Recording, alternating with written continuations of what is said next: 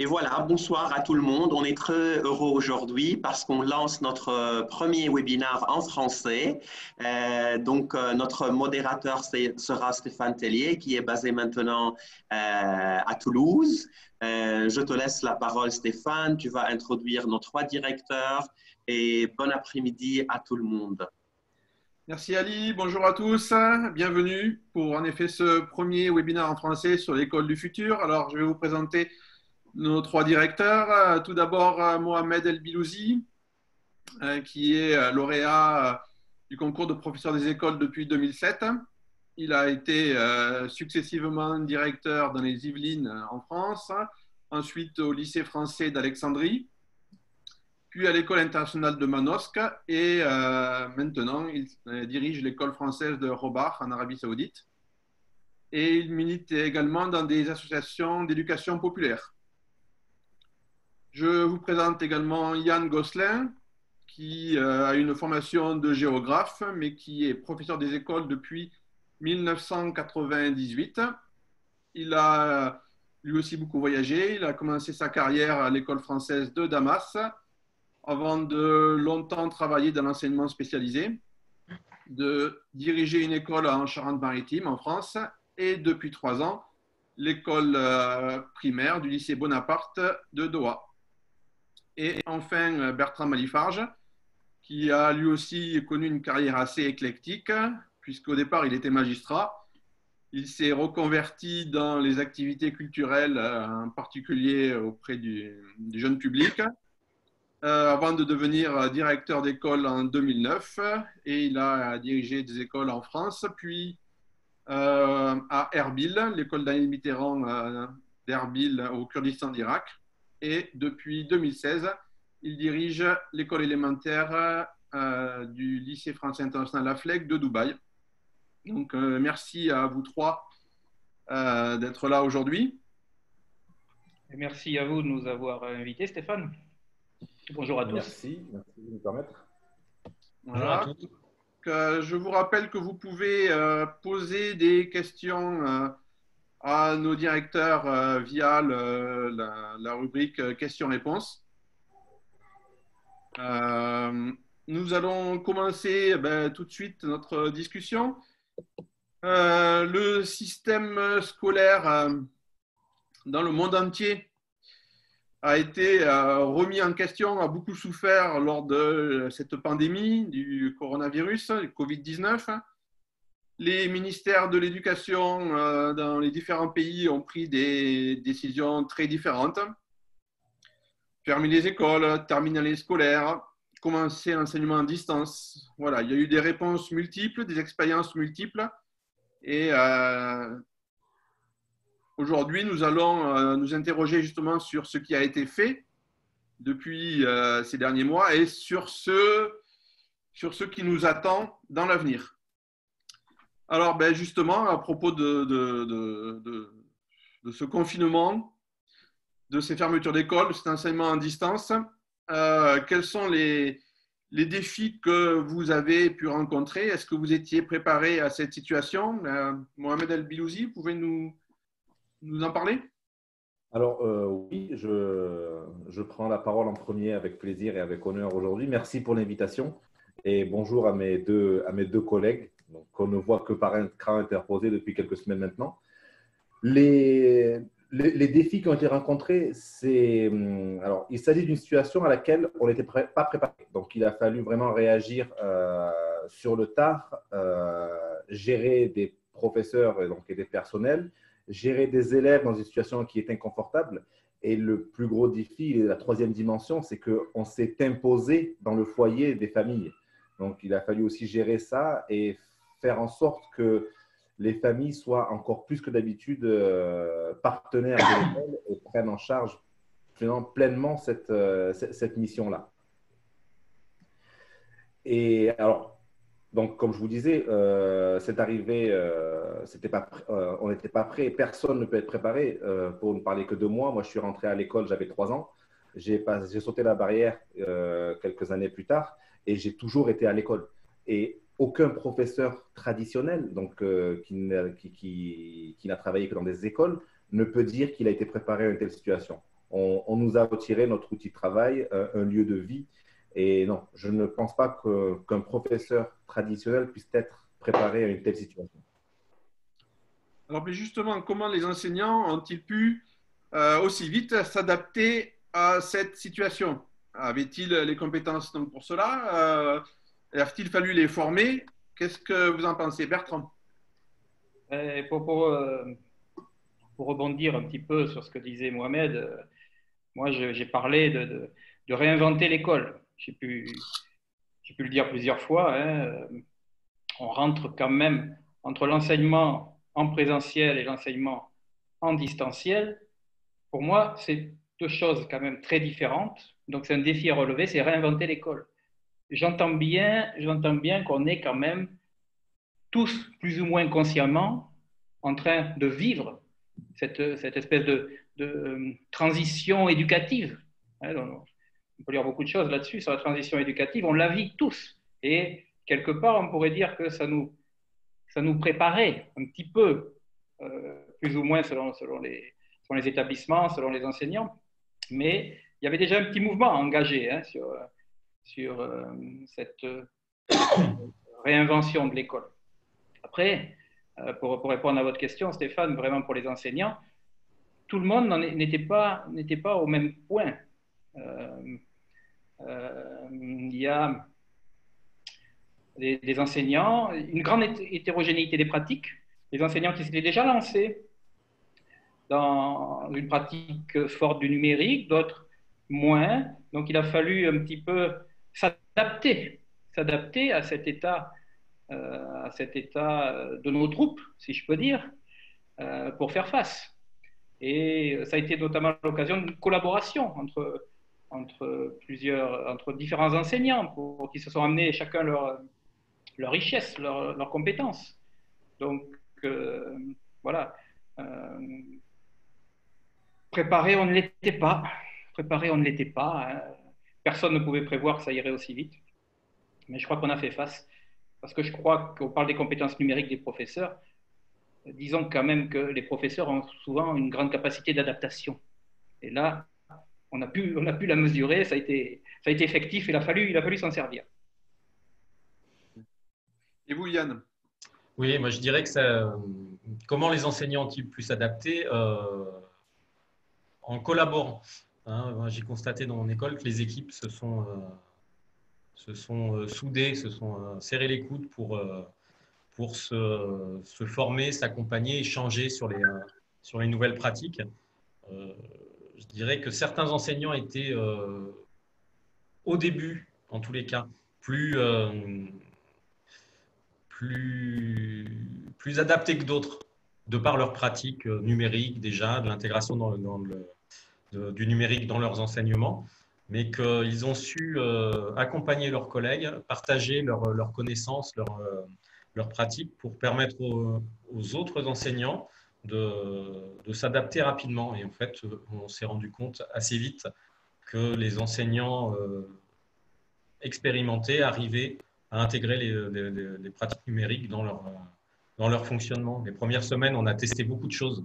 On a essayé beaucoup d'applications, de logiciels, etc. Et au bout de quelques semaines, on s'est focalisé naturellement vers les applications qui étaient les plus efficaces. Il faut dire que si je peux rajouter, Stéphane, les besoins étaient énormes, hein, parce que j'ai parlé de réinventer l'école. Il y a quand même pour les professeurs, il y a d'abord avoir accès aux ressources. Où je peux trouver de quoi alimenter mon cours en ligne. Il y avait aussi maîtriser les outils, les plateformes. Déjà les plateformes d'émission de ce que je veux transmettre, de réception du travail des élèves. Et là, on s'est limité déjà à une formation technique. Mais il y avait aussi l'acte d'enseigner qui est remis en cause. Comment je motive les élèves? Comment je les évalue? Comment je m'adapte à leurs difficultés en distanciel? Tout ça, ça fait que le champ de formation est vaste. Donc, il a fallu bien souvent dans l'urgence d'abord une formation technique pour ceux qui ne l'avaient pas. Mais c'était loin d'être suffisant parce que c'est quand même, en dehors, on parle du numérique, on parle de tout ça. c'est quand même l'acte d'enseigner lui-même qui est remis en cause, qui est remis en question. Alors, je crois que dans vos établissements, vous aviez des classes dites connectées. Alors, en quoi cela consiste-t-il? Est-ce que vous allez développer ce type de dispositif dans l'avenir? Alors, je vais reprendre la parole, je ne veux pas la monopoliser, vous m'arrêtez si je parle trop. Hein. Les classes connectées, c'est d'abord des outils dans une classe. C'est une tablette par élève, un smartboard sur lequel sont connectées les tablettes. Mais ce n'est pas que ça, hein. C'est aussi donc des pratiques pédagogiques. C'est une plateforme d'échange où l'élève remet ses devoirs, où le professeur les corrige. Le fonctionnement est comme ça. C'est aussi des applications dans la classe, des applications qui sont choisies. Il y a une charte de la classe connectée, des applications dont on recherche notamment l'adaptation, l'individualisation, qu'elles permettent l'individualisation du travail, que chaque élève puisse trouver sur cette application des exercices, des sollicitations qui répondent à un besoin qu'il peut avoir lui. C'est aussi des pratiques favorisées, des pratiques notamment sur le travail collaboratif et la communication. Hein. Et puis enfin, c'est déjà une réflexion dans l'acte d'enseigner. On est déjà, on va dire que le transmissif est laissé au numérique, si je peux dire ça. On ne peut pas inventer une formule, mais la transmission de l'information dans ces classes connectées peut se faire par le biais de la tablette. Le professeur a enregistré une leçon et la met sur la tablette. Quelque part, il n'y a pas besoin d'être présent pour le faire. Et j'ai toujours favorisé ça. À ce moment-là, quand l'élève est chez lui, il écoute le professeur, il peut l'arrêter, remettre en arrière pour bien écouter la leçon. Donc tout ça, c'est l'esprit des classes connectées. Et c'est vrai que dans ces classes qui sont connectées, chez nous, au LFI Dubaï, c'est à partir du CM1, l'enseignement à distance s'est bien passé parce qu'on avait déjà tout ce terreau favorable qui nous a permis de faire face. Voilà ce que la question était quelles étaient les classes connectées. J'espère avoir donné un panel, une description de ce que sont les classes connectées. Mohamed, qu'en pensez-vous? Alors, au risque de paraître réactionnaire à ce sujet, les classes connectées, donc il en existe dans beaucoup d'écoles, ce sont des dispositifs qui sont encouragés par le ministère français, je pense d'autres ministères aussi à travers le monde. Et la crise nous a poussés finalement dans les bras de ces dispositifs. Moi, je suis méfiant parce que M. Malifarge, M. Gosselin savent ce qu'il y a derrière ces termes-là, toute la préparation et tout le travail des professeurs pour qu'une classe connectée soit efficace.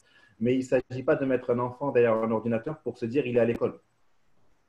Donc, moi, je suis méfiant pour l'après. Qu'est-ce qu'il va rester de ces classes connectées? Qu'est-ce qu'il va rester de cette idéologie?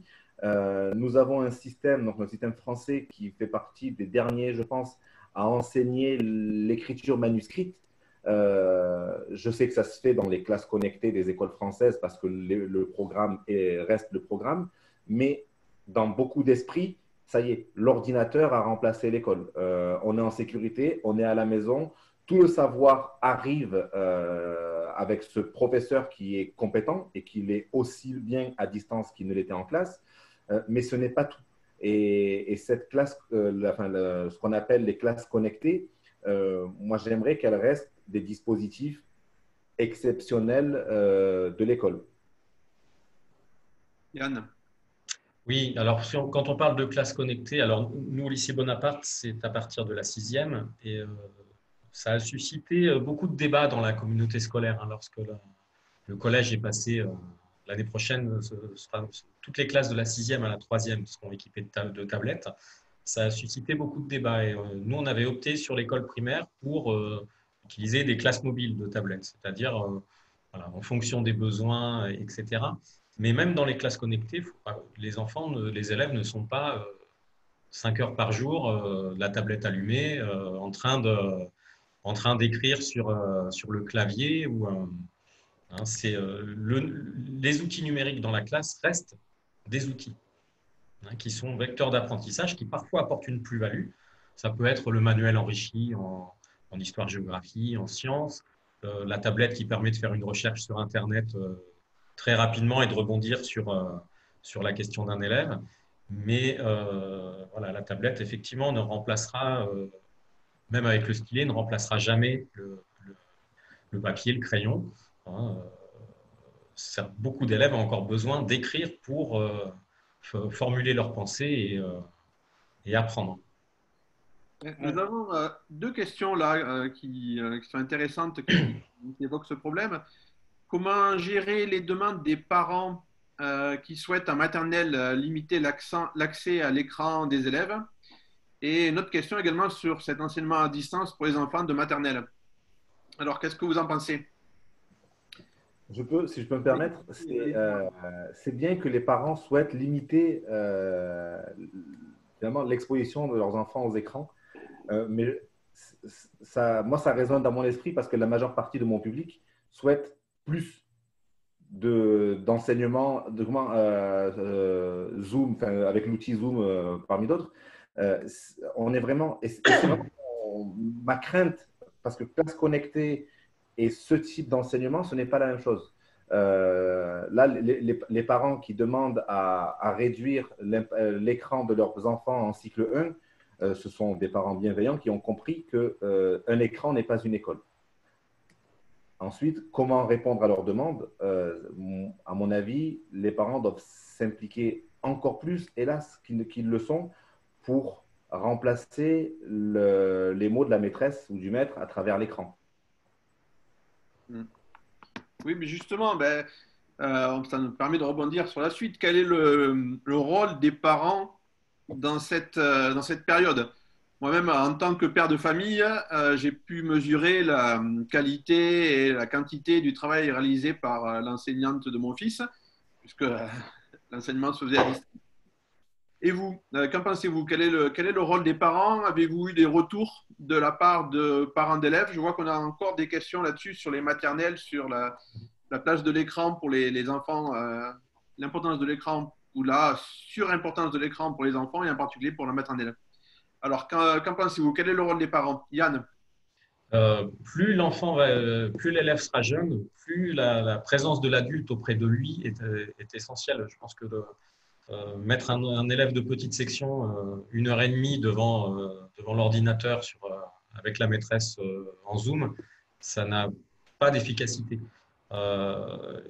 Les enfants en maternelle apprennent, particulièrement à l'école française, ils apprennent en collaborant, en échangeant dans la relation directe qu'ils ont avec leurs camarades, avec la maîtresse, avec leur ATSEM. Si c'est mettre un enfant de 3 ans à regarder l'écran toute la matinée, on s'est rendu compte que c'était vraiment peu efficace. Ouais, sur le rôle des parents, j'ai envie d'ajouter, Yann, si tu me permets, que tu étais parti en disant que plus ils sont jeunes, plus ils ont besoin d'être surveillés, on va dire. Accompagnés, en tout cas. Accompagnés, voilà. Et c'est absolument ça. Moi, j'ai pu constater que l'enseignement à distance a été plus problématique pour cycle 1, cycle 2, hein, et des maternelles, et puis les CP, CE1, CE2, où l'enfant, même s'il peut être autonome, et cette période a permis d'augmenter son autonomie, il ne peut pas se dispenser de toute façon d'une surveillance parentale ou d'un étayage parental. C'est difficile pour lui de s'occuper tout seul, mais c'est aussi lié à l'âge de l'enfant. Quand vous avez une enfance de cet âge-là, même s'il joue dehors, vous êtes obligé de le surveiller. C'est inhérent à l'âge de l'enfant. Et c'est vrai que ça a été accentué donc, pour les familles. Pour les familles, là, il y a eu une implication, un suivi qui a dû se faire. Certains le faisaient déjà, mais certains n'étaient peut-être pas impliqués comme ils ont dû l'être. Et c'était extrêmement compliqué. Alors, il y a eu des choses intéressantes. On a pu partager avec des parents qui étaient peut-être un peu loin des études de leurs élèves, de leurs enfants, et qui ont découvert peut-être quelque chose, avec qui des échanges ont été intéressants. L'école s'est fait connaître. Ce qu'on fait dans l'école, c'est peut-être introduit dans les familles.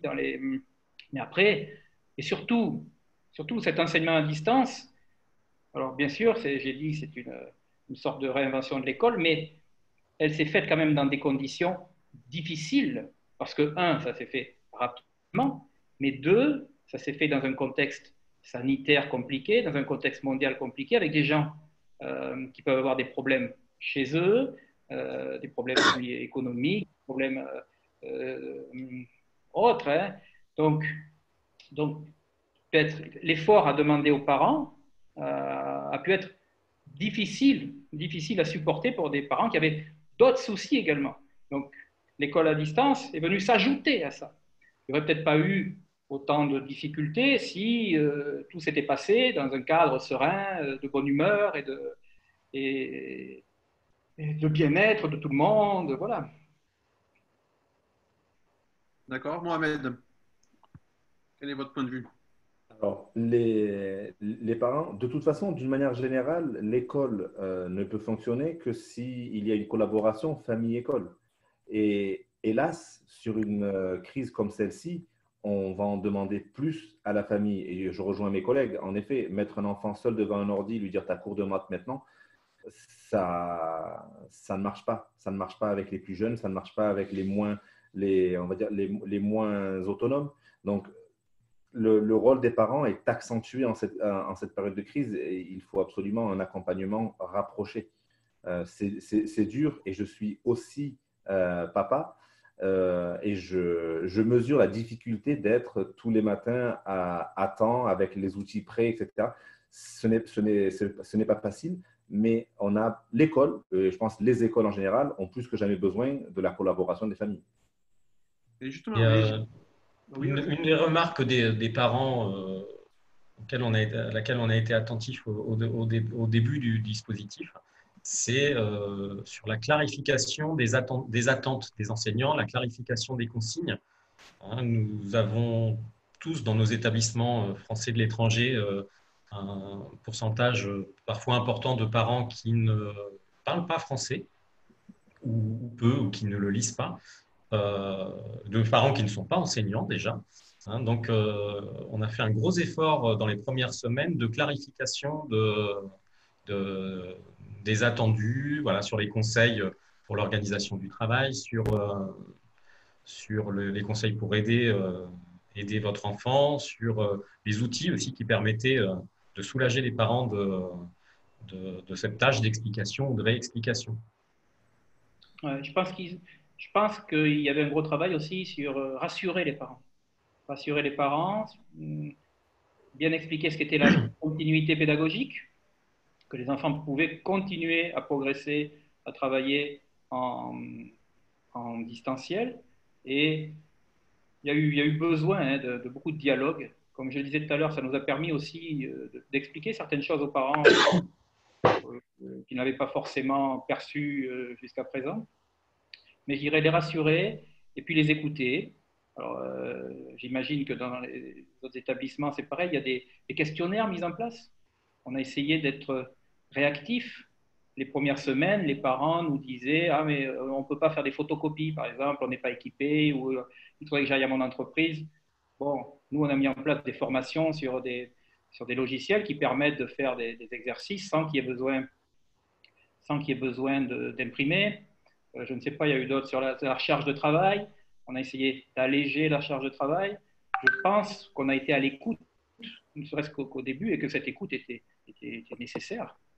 Et je veux dire, moi, pour ce que j'ai vécu au LFI à Fleck, beaucoup de remontées des parents qui critiquaient ceci, qui ne voulaient pas cela, qui voulaient les 2 ou 3 premières semaines. Et après, ça s'est mis en place, j'ai envie de dire. On a trouvé une vitesse de croisière, si je peux me permettre. Et puis, ça s'est bien passé. Il y a eu encore des échanges, des questions, mais je dirais dans une grande quiétude, hein, un échange qui s'est bien déroulé. Alors, nous avons là plusieurs questions qui posent le problème de l'apprentissage de l'écriture dans l'enseignement à distance et également des interactions orales et du fait de maintenir les interactions orales dans l'enseignement à distance. Alors justement, voilà, comment pour les petits continuer l'apprentissage de l'écriture et comment continuer à à faire pratiquer à l'oral le français dans les établissements. Alors, qui c'est qui Qui veut donner son avis? Oui, vas-y, allez-y, Mohamed. Mohamed veut répondre à toutes les questions en premier. Pardon, mais je t'en prie, Bertrand, si tu as une réponse, Non, non, vas-y. je compléterai, bien que je pense que la tienne sera complète. Allez-y, Mohamed. Et, alors, moi je veux juste souligner qu'il s'agit de deux choses différentes. Jusqu'à présent, voilà, mars, avril, mai, juin 2020, on a pallié l'urgence. Il fallait mettre quelque chose en place pour pallier l'urgence. Si la situation devait durer, les réflexions sont engagées partout dans le monde, dans tous les systèmes, pour mettre en place un enseignement et non pas une simple continuité pédagogique. Donc, les collègues inquiets de la rentrée 2020, comment je vais faire il se peut que vos collègues, vos chefs, vos inspecteurs, selon le système où vous êtes, travaillent sur des méthodes et un nouveau système. Après, Mohamed, je dirais, si on considère l'écriture, il faut savoir de quoi on parle. Si c'est le graphisme, ce qu'on appelle le graphisme, ou bien réaliser les gestes, c'est vrai que la présence de l'enseignant est capitale à ce moment-là. S'il s'agit de comment j'écris, comment je construis une phrase, un texte, ça peut se faire en distanciel. On peut échanger, il y a les Zooms, il y a on peut échanger des audios, on peut travailler là-dessus. Ta phrase, elle est mal formée, tu aurais dû écrire plutôt ce mot, ça, on peut le faire. Après, pour l'acte vraiment d'écriture en lui-même, de comment je fais les lettres, là, il faut, à mon sens, la présence d'un professionnel et éviter les mauvaises habitudes. Mais comme l'a dit Mohamed, on était dans un cas particulier. On peut imaginer que la suite, s'il doit y avoir une suite à cause du Covid, que ce soit un système hybride. Et vraiment, là, pour le coup, l'acte d'écriture, le graphisme, ça doit être quelque chose qui doit être fait en présentiel. En classe. En classe, oui. En classe, je veux dire, en présentiel. Oui. Et voilà, certaines compétences ne peuvent pas se faire autrement qu'avec le professeur à côté du bureau. Parfait.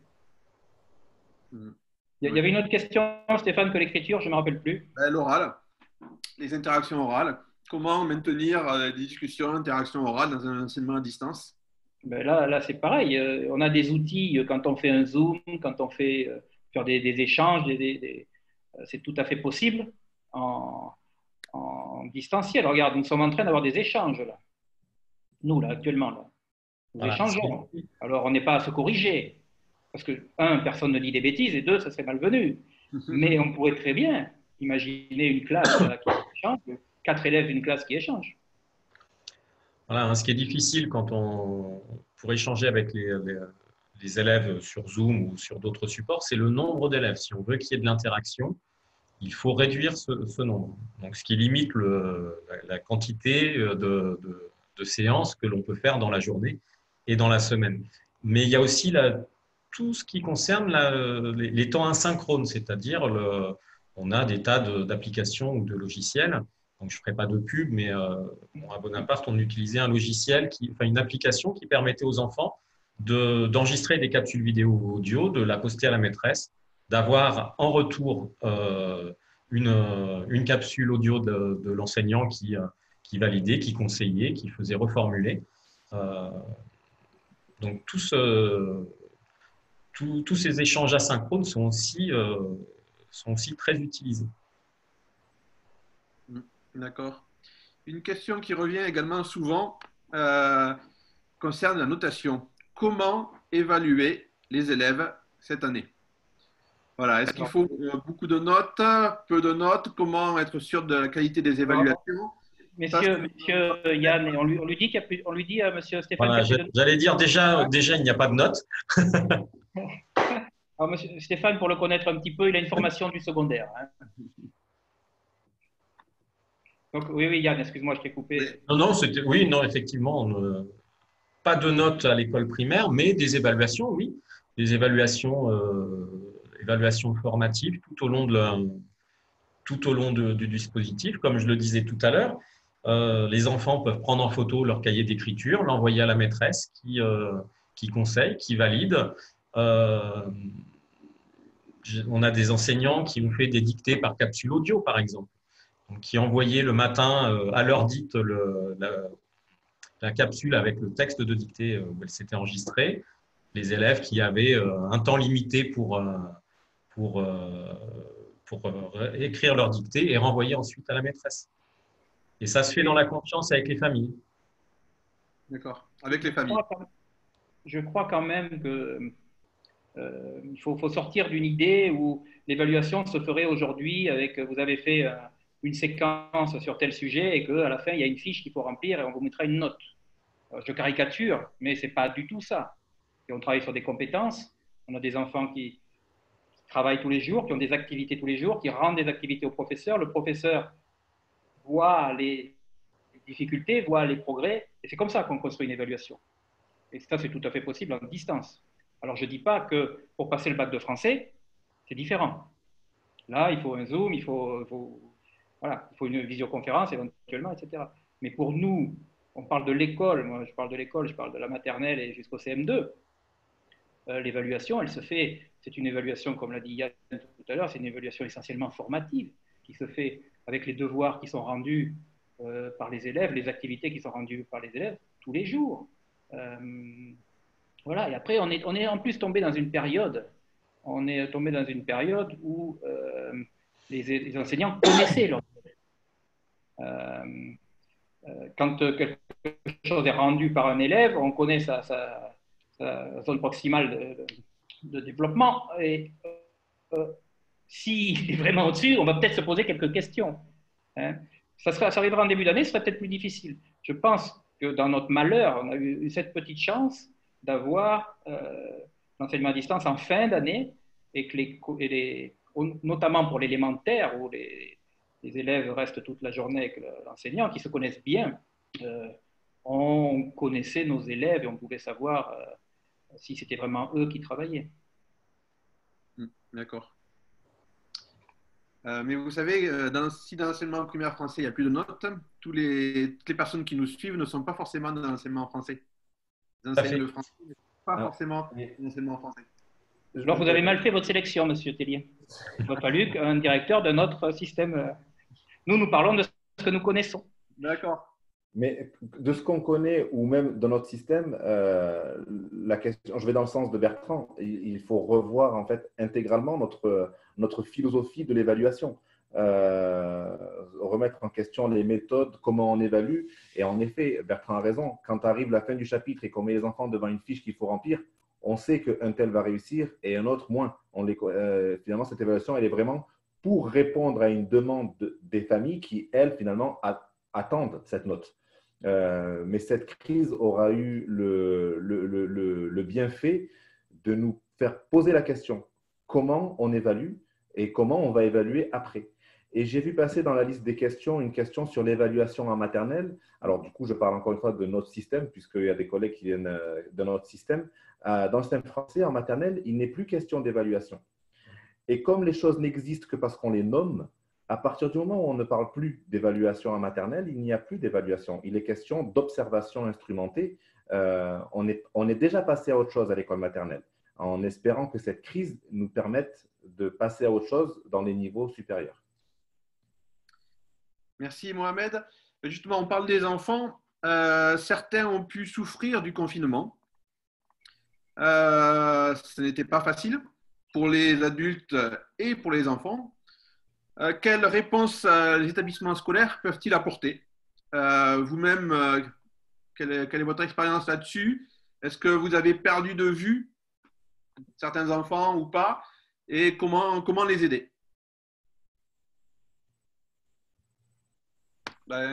Allez-y, Yann. Oui, je veux bien commencer. Alors, on en a déjà parlé tout à l'heure, mais les élèves qui viennent de familles non francophones, voilà, ça a été plus compliqué pour eux, évidemment, puisque les parents ne pouvaient accéder moins facilement aux consignes. Il y avait moins les moyens à la maison d'aider leurs enfants.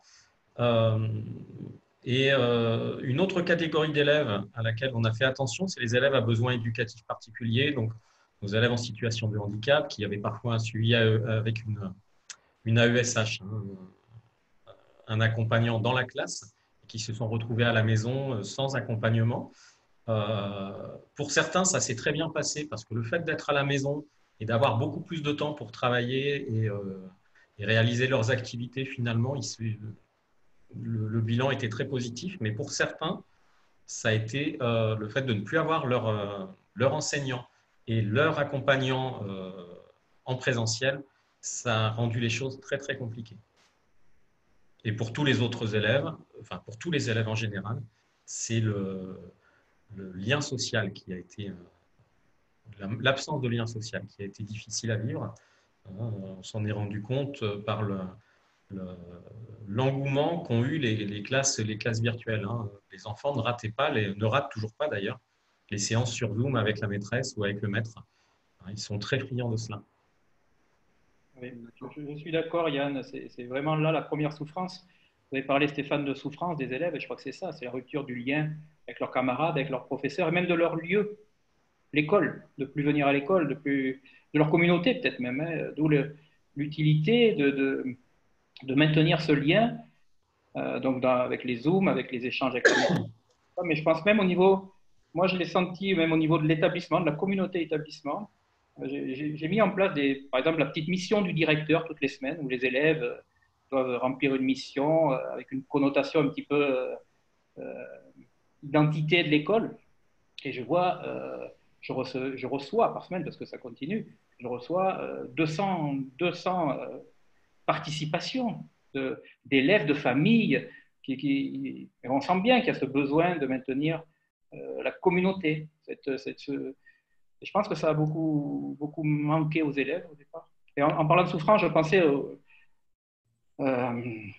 j'ai rebondi sur ce qu'a dit Yann, qui est très vrai, hein, mais aussi la souffrance, on a noté beaucoup, et beaucoup chez les cycles 2, la CP, CE1, un développement d'une forme d'insécurité, d'une prise de conscience d'un danger qui existerait. Donc on a eu beaucoup de cas d'énurésie nocturne qui est revenu, le pipi au lit, je veux dire. Des choses comme ça. Et si vous connaissez sûrement la pyramide de Maslow, hein, au deuxième, les bases qu'il faut pour pouvoir apprendre, il y a ce sentiment de sécurité qui est après les besoins physiologiques, manger et dormir. La deuxième couche de la pyramide, c'est le besoin de sécurité. Et ce besoin de sécurité, il a été fragilisé. Et je crois que là, alors, on peut apporter des réponses. Hein. On a une psychologue scolaire, on a des professeurs qui ont été très attentifs à tout ça. Mais c'est quand même la première écho, moi, que j'ai eu quand vous avez dit le mot souffrance, c'est à ça que j'ai pensé. Et notamment à cette tranche d'âge. Je ne sais pas si mes collègues. Moi, je n'ai pas de maternelle. Hein. Je suis directeur d'une école du CP au CM2.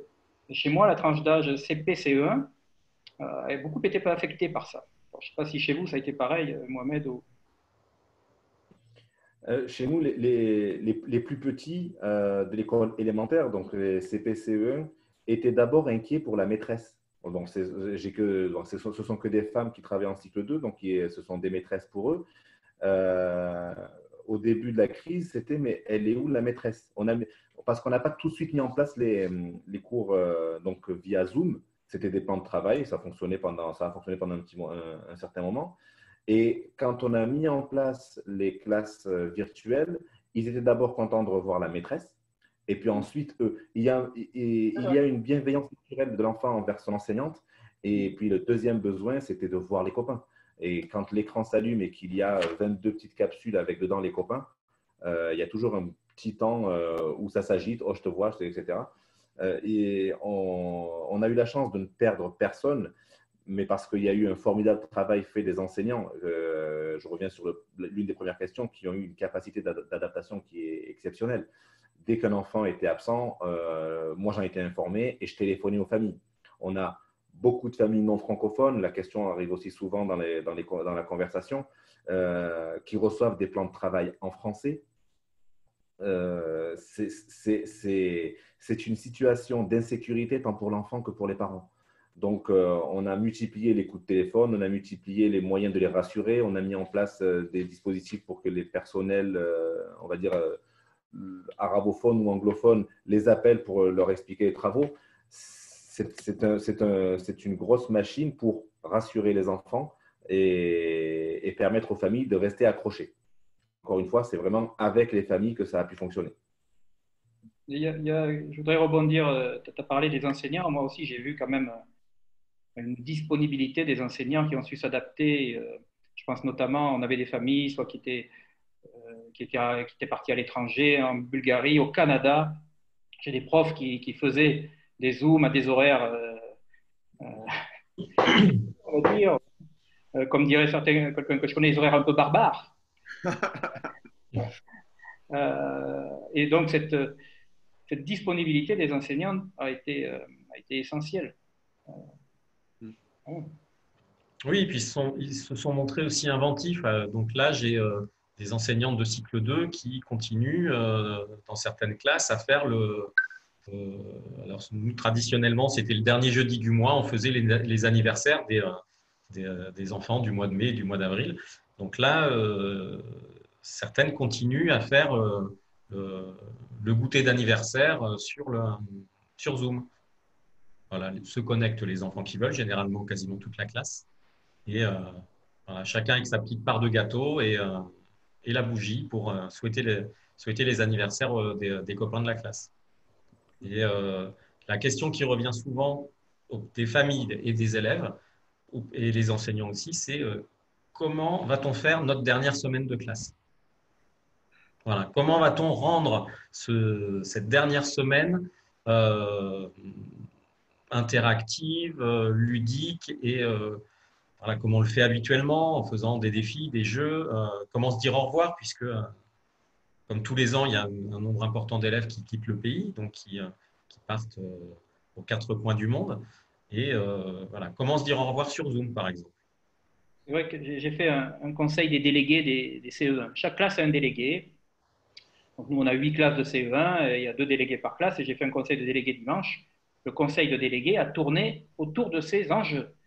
Comment on se dit au revoir, comment on organise pour manger un gâteau ensemble, même à travers le Zoom, etc. Ça tournait autour de ça, et ça venait d'eux, hein, vraiment, les élèves de CE1. Et je pensais aussi tout à l'heure, quand on parlait de perdu de vue, je dirais, nous, on a gardé 100% de nos élèves à peu près, hein, vraiment. Mais on a pu noter dans les rendus, pour certains élèves, le rendu du travail, même s'ils étaient là, c'était incompétent, le rendu du travail était insuffisant. Et là, on a une idée qui a bien fonctionné, qui est celle d'un tutorat, un tutorat par les élèves de lycée, qui aidait 2 heures par semaine des élèves qu'on a jugés un petit peu, pas en décrochage, mais il y avait un risque de décrochage scolaire parce qu'ils ne rendaient pas forcément tout ce qui était demandé par l'enseignant. Et ça a permis une certaine forme de solidarité entre les plus grands et les plus petits. Et ça a très bien fonctionné. On a rapproché un petit peu les élèves, surtout en CM1, CM2, qui étaient un petit peu à la limite du décrochage. Alors, il nous reste un quart d'heure. Nous allons un peu parler de l'avenir, de la prochaine rentrée, des prochaines, de l'avenir de cette école, à distance ou pas. Voilà, parmi les témoignages. Oui. Si c'est pour nous demander, Stéphane, comment se fera la rentrée, je le dis tout de suite, on ne sait pas. Justement. Mais voilà, il y a quelqu'un qui nous dit on a travaillé presque 24 heures sur 24 pour réussir cet enseignement à distance, mais comment on va faire l'année prochaine? Est-ce qu'on pourra continuer? Il faut tout préparer pendant l'été. Alors justement, quel conseil vous donneriez aux enseignants, aux directeurs, aux parents pour la rentrée prochaine? Je sais qu'on ne sait pas comment ça va se passer, mais quel conseil vous donneriez pour préparer la rentrée prochaine? Alors Bertrand. Faire une pause sans écran déjà pour commencer. Ah, Yann, oui, pause sans écran. Ouais. Je crois que c'est Mohamed qui avait dit une fois, Mohamed qui est avec nous aujourd'hui, qui avait dit pendant les vacances, il sera urgent de déconnecter. Déconnecter. C'est toi qui avais dit ça, je crois, un jour. Déconnecter, ben, c'est ce que vient de dire Yann aussi. Pour moi, alors pour parler des enfants, pour moi, il est urgent d'éteindre toutes ces machines et sortez jouer dehors, quoi. Bon, on est en Arabie, à Dubaï, à Abu Dhabi, dans des pays où il fait 55 degrés, mais il est urgent de les remettre au contact de vrais enfants. Ah oui, au contact des enfants. Pour les enfants, c'est ce que je conseillerais aussi, hein, de déconnecter, tout à fait. Après, si on s'adresse aux aux enseignants, aux équipes de direction pour mettre en place, les rentrées sous les différentes formes qu'il pourrait y avoir. Il va falloir faire preuve, je dirais, d'agilité. C'est un mot à la mode aujourd'hui, mais je crois que c'est le cas. Et on est en train, nous, de réfléchir aux différentes formes. On avait une réunion, je crois que c'est hier ou avant-hier, à laquelle participaient Yann et Mohamed, où on évoquait des différents scénarios. Et je pense qu'on sera dans un système hybride. On peut penser qu'on sera dans un système hybride, c'est-à-dire hybride entre du distanciel et du présentiel. Et je crois que la réponse à apporter devra être différente en fonction des élèves concernés. On l'a dit tout à l'heure, il y aura sûrement plus besoin de présentiel pour des élèves de maternelle que pour des élèves de terminale ou de CM2 si on prend notre public. Je pense qu'il faut faire le maximum pour qu'on puisse assurer un présentiel quasiment de 100% pour les petites sections, par exemple. Parce que l'intérêt de l'école française, c'est la sociabilisation, c'est le rapport à l'autre, qui n'est pas la même chose que, je prends l'exemple extrême des terminales dans un lycée comme les nôtres, où ils peuvent travailler chez eux et venir 2 heures en fin d'après-midi dans l'établissement pour voir leurs professeurs. Mohamed. Alors, pour les professeurs, donc on a travaillé pendant 4 mois dans l'urgence et globalement, les écoles que je connais, les écoles du réseau, ont fait du bon travail puisqu'on n'a pas perdu d'élèves, on a continué à enseigner. Et les professeurs, maintenant, c'est transférer l'essai. Sur ce qu'on a fait dans l'urgence, essayer de réfléchir sur sa pratique pour en garder le meilleur et le mettre en place à la rentrée. Qu'on soit en présentiel ou qu'on soit en distanciel, tout n'est pas à jeter dans ce qui s'est passé ces dernières semaines. Mais il n'est pas non plus question de passer tout juillet, tout août à potasser, à théoriser. Il est important aussi de se reposer parce que la rentrée ne sera pas… Yann, on a une question. Est-ce que vous pouvez expliquer ce que c'est un système hybride? Un système hybride, c'est… voilà, on imagine que les règles sanitaires imposeront un nombre restreint d'élèves dans la classe. Si on part du principe qu'on ne peut accueillir que la moitié des élèves, c'est-à-dire que le lundi, on va accueillir une demi-classe, pendant que l'autre demi-classe est à la maison à travailler en autonomie. Et on inverse le mardi. D'accord. Voilà. Donc, en utilisant encore les outils numériques pour la partie de travail en autonomie à la maison. Ça, c'est une forme de réponse, Yann, que tu donnes déjà au problème posé. L'hybridité, ça veut dire que c'est un système dans lequel cohabitent du présentiel et du distanciel. Mais on peut imaginer, comme l'a dit Yann, ça peut être un jour la moitié d'une classe, le lendemain l'autre classe. Mais ça peut être pour les maternelles une moitié de classe à un endroit, l'autre moitié de classe à un autre endroit. La maîtresse et l'ATSEM se distribuent des activités, etc. Et ça peut être il y a d'autres formes de réponses. Un système hybride. Tu as une grande école, toi. Tu as beaucoup de salles libres. Mais un système hybride, par définition, si la question est qu'est-ce que c'est quand il y a un mélange de présentiel et de distanciel, il me semble entre 20 et 80%. Ça, c'est le système hybride. Et je ne sais pas, j'ai pas de boule de cristal, mais c'est sûrement celui auquel nous serons confrontés en septembre. On peut raisonnablement l'imaginer. Alors, à chaque fois qu'il y a une crise, on croit que tout va changer, que rien ne sera jamais comme avant. Alors, je pose la question, après cette crise sanitaire, ou alors on est encore pendant la crise sanitaire, mais est-ce que d'après vous, de nouvelles opportunités qui sont apparues vont devenir une tendance, voire une obligation après la crise? L'enseignement à distance est-il donc devenu un élément incontournable? Ou bien, est-ce que tout redeviendra comme avant? La question de Stéphane, pour la reformuler, c'est est-ce qu'on ferme les écoles? Est-ce qu'on ferme les écoles ou on les laisse ouvertes? Alors, est-ce que ça va changer quelque chose sur le long terme ou au contraire, peu à peu, on va reprendre les habitudes d'avant? Qu'en pensez-vous? Alors, Mohamed? Alors, nous vivons une crise et comme pareil, je vais jouer le réactionnaire encore. Dans toute crise, il y a des opportunistes. Aujourd'hui, la situation a imposé à toutes les écoles du monde un nouveau système. La réaction naturelle, quand ça va mieux, c'est de revenir à la position initiale, ce qui ne serait pas une bonne idée donc pour les écoles parce qu'il y a quand même des choses à apprendre de cette crise. Alors, maintenant, les opportunistes dont je parle se sont déjà positionnés. Il y a des startups, il y a des petites boîtes qui se sont créées en un clin d'œil pour offrir cet enseignement aux élèves qui ont dû être arrachés à leur pays, à leur école. Donc, il va y avoir du nouveau. Est-ce que les choses seront pareilles qu'avant? Certainement pas. Et je pense qu'il faudra qu'on reste vigilant à toutes ces boîtes, à toutes ces entreprises qui vont vouloir faire ce que des professionnels, comme tous les collègues qui sont avec nous aujourd'hui à ce webinaire, et plus que jamais renforcer ce que l'école propose, ce que l'école physique propose. Yann, qu'en pensez-vous? Je pense que cette crise a montré une chose, c'est que rien ne remplace la présence physique à l'école. Voilà. Mais à contrario, on a aussi découvert des usages du numérique que certaines familles ne connaissaient pas, que certains collègues ne connaissaient pas, ne maîtrisaient pas, et qui seront transférés l'année prochaine, même en présentiel, dans de nouvelles pratiques de classe. Mais on le disait tout à l'heure, pour l'écriture, pour énormément d'autres sujets, la présence de l'élève avec ses camarades et avec son enseignant est primordiale pour la qualité de l'enseignement et des apprentissages. Bertrand? Oui, mais je suis d'accord avec mes deux collègues. Une avancée numérique, cette période nous a permis une avancée numérique formidable.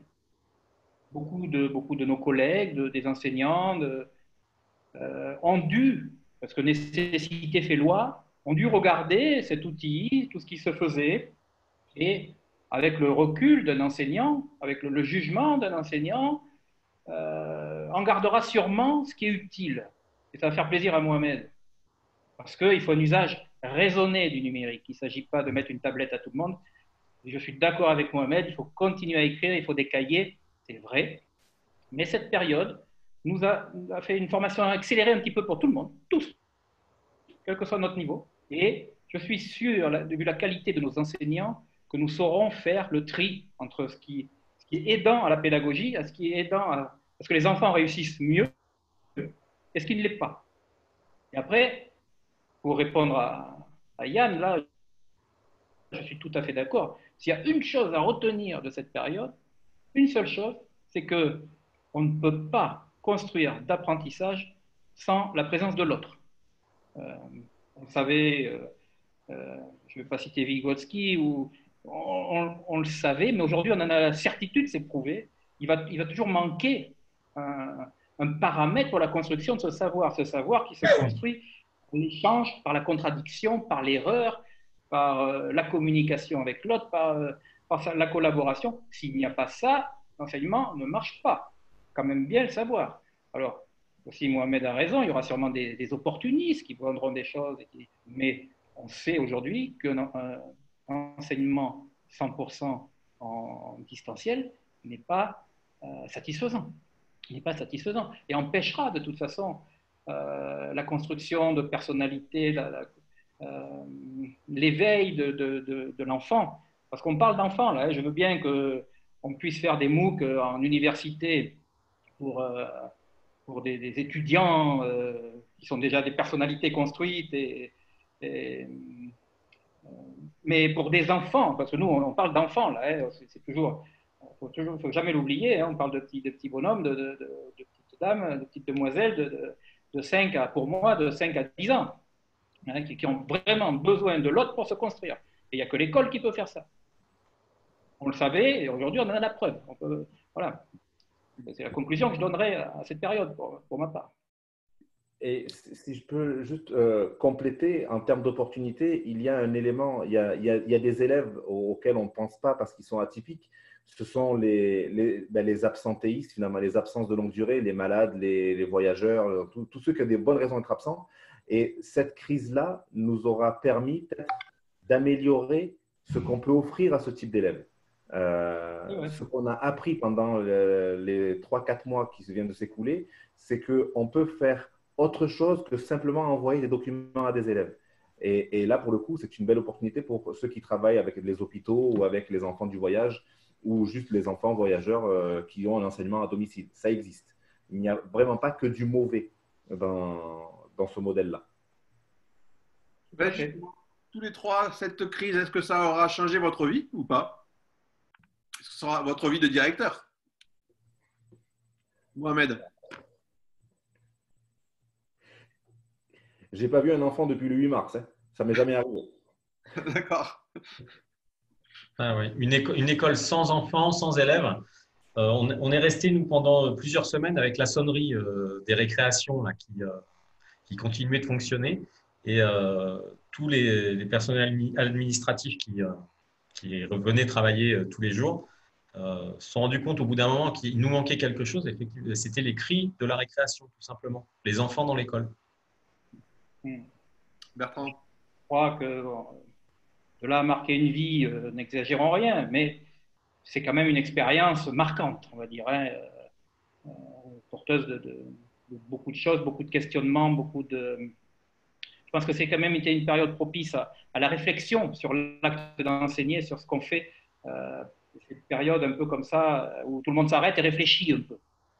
Donc, c'est très important. Après, pour ma part, et Stéphane doit être bien placé pour le savoir, j'ai pu aller monter des écoles dans des endroits où l'école n'existait à peine. Ça a aussi marqué mon expérience. Mais j'avoue que ce confinement, et surtout, on n'aurait sûrement pas ce débat s'il n'y avait pas eu le confinement. Là. On parle de l'école du futur, comment l'école va évoluer. Et tout le monde se pose la question. S'il n'y avait pas eu le confinement, on ne se serait pas posé la question comment l'école va évoluer. Mais ça a permis de poser le débat et en plus d'y agréger d'autres personnes parce que je pense notamment aux parents là, ont eu une idée un peu plus précise de ce qu'était l'école. Et démocratiquement, c'est très intéressant parce qu'ils peuvent participer au débat avec plus d'éléments. Je ne dis pas qu'il faut laisser la démocratie aux gens qui s'y connaissent, mais d'avoir des représentations plus justes. Parce que souvent, un parent, et ce n'est pas sa faute, il se rappelle de l'école, lui, quand il y était dans les années 70 ou 80. L'école a évolué. Donc, je pense que ça met le débat de l'avenir de l'école sur la place publique et qu'en plus, les participants, ils sont mieux formés, on va dire, si je peux dire comme ça. Merci. Merci à vous trois. Merci à vous tous d'avoir participé, suivi ce débat. Merci Yann, merci Mohamed, merci Bertrand. Je crois que nous avons beaucoup appris aujourd'hui. Une réflexion intéressante qui est à poursuivre. J'espère que nous aurons l'occasion de refaire ça une autre fois, l'année prochaine peut-être, d'organiser des formations en français dans le futur, des webinaires en français. Merci à vous trois en tout cas.